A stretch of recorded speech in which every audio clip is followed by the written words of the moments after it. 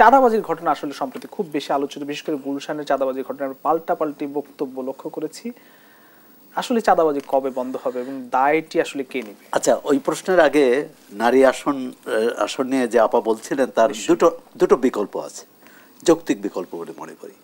পুরো সংসদীয় আসন 400 করে, 100 আসনে নারীরাই প্রার্থী হবেন। যে দলই ওই 100 নির্দিষ্ট 100 আসনে সব দল নারী প্রার্থী দেবেন এবং এটি ঘূর্ণায়মান পদ্ধতিতে পরবর্তী নির্বাচনে ওই আসনগুলো থাকবে না, অন্য 100 আসন হবে। এটা একটা পদ্ধতি, মহিলা পরিষদ সহ নারী সংগঠনগুলোর পক্ষে এটি আসছে। আরেকটা হচ্ছে যে এটিএম শামসুল হুদা কমিশন যেটা বলছিল যে দলের নিম্ন থেকে, তৃণমূল থেকে সর্বোচ্চ পর্যায় পর্যন্ত, কেন্দ্রীয় কমিটি পর্যন্ত 1/3 নারীর প্রতিনিধিত্ব থাকতে হবে। আমরা যদি এটি আক্ষরিক অর্থে মনোনয়নের ক্ষেত্রেও এটি ধরে নেই যে 1/3 নারী প্রার্থী দিতে হবে প্রতিটি দলকে, তাহলে কিন্তু সহজ সমাধান হয়। দ্বিতীয় হচ্ছে আপনি চাঁদাবাজির কথা বলছেন, তার আগেও আজকের গত কয়েকদিনের দুটি খবর এতই বিমর্ষ করেছে, এতই বিষণ্ণ করেছে, এত ব্যথিত করেছে।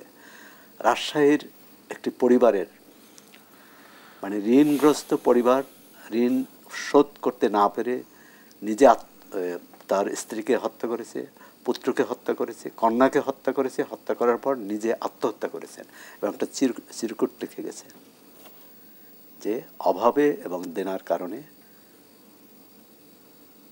আমি আত্মহত্যা করলাম, এই জন্য কেউ দায়ী না। আপনি দেখুন যে ভ্যান নিয়ে রবিদাস সম্প্রদায়ের দুজন মানুষ তারা যাচ্ছিলেন পারিবারিক একটি অনুষ্ঠানে।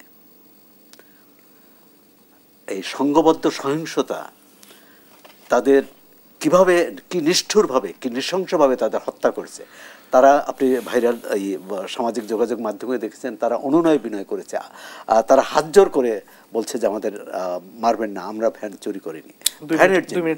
আচ্ছা, তারপর যে কথাটি আছে চাঁদাবাজি, 24-এর গণ অভ্যুত্থানের পর আমরা তো নতুন বাংলাদেশ চেয়েছিলাম, যে নতুন বাংলাদেশে আওয়ামী লীগ আমলে যে দুর্নীতি ছিল সেটা থাকবে না, আওয়ামী লীগ আমলে যে চাঁদাবাজি ছিল, দখলদারি ছিল, যে মাস্তানি ছিল, এগুলোর অবসান হবে। পুরোপুরি না হলেও একটা লক্ষণ দেখা যাবে। কিন্তু 1 বছর পরও আমরা গুলশানের কথা বললেন, আরও অনেক জায়গায়, আপনি টার্মিনাল, আপনি রেল স্টেশন, আপনি অন্য যতগুলো স্টেশন আছে, বালুমহল আছে, পাথর কেয়ারি আছে, কোথায় দখলবাজি নাই, কোথায় চাঁদাবাজি নাই। এখন এটি মোকাবেলা করার কথা, দমন করার কথা সরকারের, প্রশাসন না পারলে রাজনৈতিক দলগুলোর সাথে বসে তারপর করুক, এলাকা ভিত্তিক কমিটি করে করুক, কিন্তু এটি করতে হবে, না হলে কিন্তু ফেব্রুয়ারি সুষ্ঠু নির্বাচন করা একেবারেই অসম্ভব হবে।